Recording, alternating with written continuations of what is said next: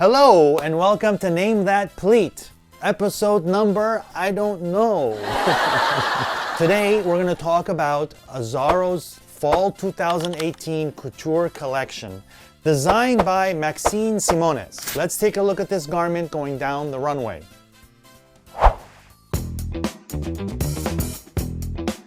Can you guys guess what kind of pleating this is?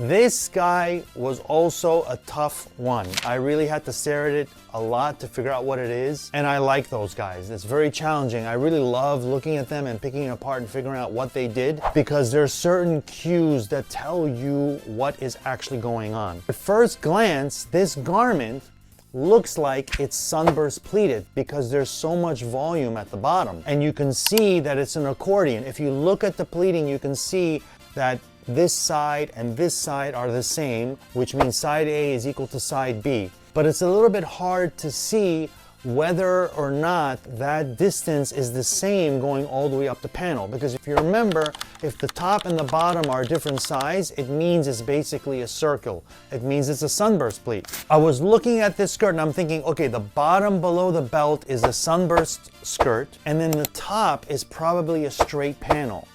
But then I'm looking and I'm like, something doesn't quite look right, because usually if you have sunburst, you can tell that the volume is getting a little bit less volume or bulk around the waist. And then I started looking, I'm like, wow, this is an ombre print. And ombres are usually from one selvage to the other selvage. If you look at the ombre goes all the way up and around the neck. And that tells me that this entire thing is basically straight accordion pleats.